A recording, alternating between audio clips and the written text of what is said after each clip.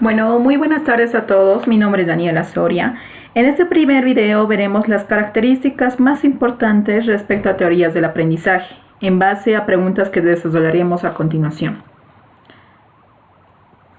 Es importante tomar en cuenta que el aprendizaje es un cambio relativamente permanente en el conocimiento o en la conducta de un individuo que se produce por la experiencia. Es más o menos decir como una interacción de una persona con su entorno. Es realmente muy importante tener en cuenta los dos conceptos que permitirán ser la base para el desarrollo de esta presentación. La primera, ¿a qué se hace referencia con teoría? La teoría puede definirse como un grupo de leyes y preceptos que posibilitan el establecimiento de vínculos entre sucesos o fenómenos. O también puede definirse como una serie de hipótesis cuyos resultados se puede aplicar a una ciencia o al conocimiento que aún no pudo ser demostrado. Mientras que el aprendizaje puede definirse como un proceso del cual, mediante el estudio, la experiencia, instrucción, razonamiento u observación, se modifican y adquieren habilidades, destrezas, conocimientos, conductas o valores. Bueno, veamos la primera pregunta que tenemos. ¿Qué son las teorías de aprendizaje? Las teorías de aprendizaje son aquellas que realizan la descripción de un proceso que permite que una persona o un animal aprendan algo. Como bien mencionamos en la anterior diapositiva respecto al aprendizaje, es un proceso a través del cual se modifican y adquieren habilidades, destrezas, conocimientos, conductas o valores como resultado del estudio, la experiencia, la instrucción, el razonamiento y la observación, donde estas teorías nos permiten entender, anticipar y regular la conducta a través del diseño de estrategias. Entre las principales teorías tenemos como primer punto la perspectiva conductivista. La perspectiva conductivista fue fundado por John Watson, donde dice que el conductismo asume que el aprendiz es esencialmente pasivo y que tan solo responde a los estímulos del ambiente que lo rodea. El aprendiz empieza como una tabula rasa, completamente vacía, y se da forma a la conducta a través del refuerzo positivo o negativo. Una de las limitaciones más obvias de estas teorías consiste en el estudio de conductas únicamente observables, dejando de lado los procesos mentales que tanta importancia tienen a la hora de aprender. Como siguiente teoría vemos la perspectiva cognitivista. Los cognitivistas dan a la mente y a los procesos mentales la importancia que el conductismo no le dio. Creían que la mente debía ser estudiada para llegar a entender cómo aprendamos. Para ello, el aprendiz es un procesador de información, como un ordenador. Esta perspectiva sustituyó al conductismo como paradigma principal en la década de 1960. Desde la perspectiva cognitiva, los procesos mentales como los pensamientos, la memoria, la resolución de problemas deben ser estudiados. El conocimiento puede ser visto como un esquema o como construcciones mentales simbólicas. El aprendizaje, de este modo, se define como un cambio en el esquema del aprendiz.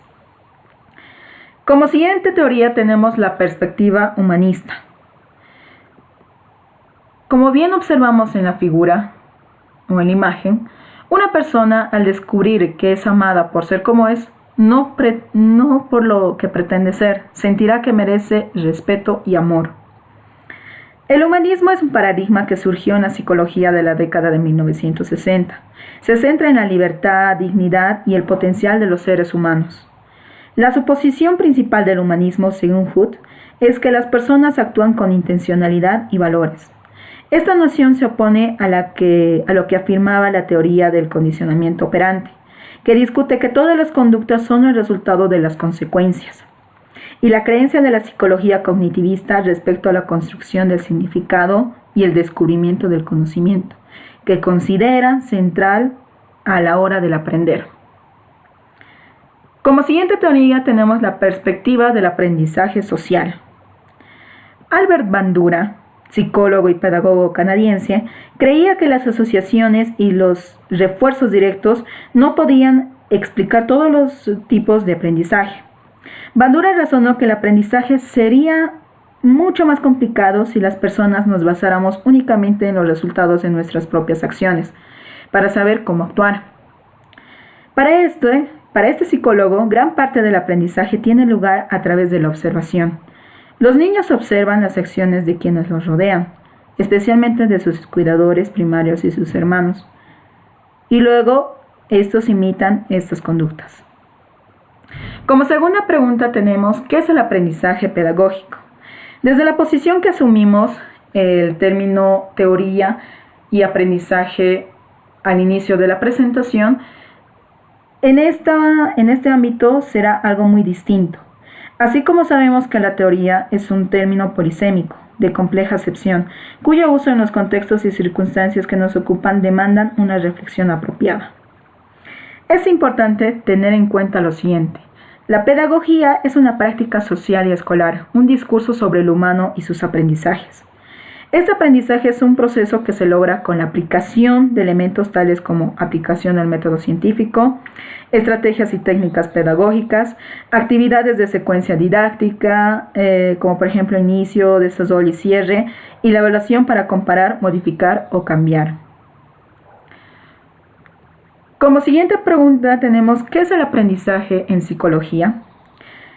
En psicología el aprendizaje ha sido un tema y un concepto central tanto en la reflexología rusa como en el conductismo norteamericano, y constituyó, según lo concibieron estas perspectivas, el camino privilegiado para estudiar, describir y explicar cómo se organiza la conducta y cómo funcionan, de manera predecible, los individuos humanos.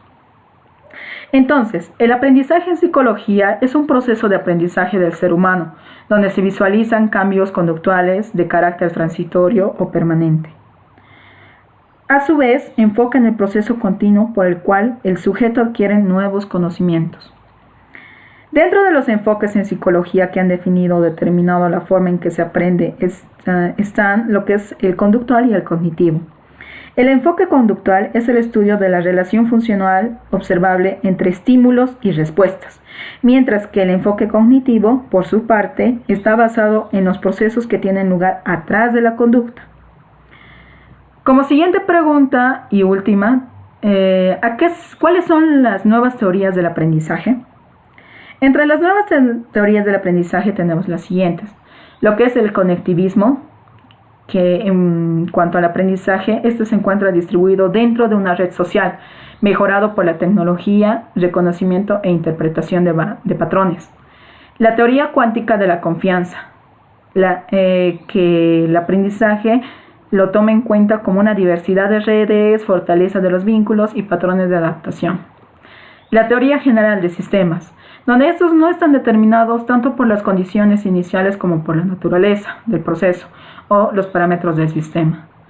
La teoría de la pedagogía conceptual o del modelo hexágono, que se basan en suplir las necesidades y responder a los retos educativos de la sociedad del próximo siglo. En cuanto al aprendizaje activo, estos representan el cómo enseñar, abordan la cuestión de cuál es el mejor procedimiento para enseñar una enseñanza determinada. Y por último, la teoría del aprendizaje invisible, donde el impacto de los avances tecnológicos forma parte y las transformaciones de la educación formal. Gracias.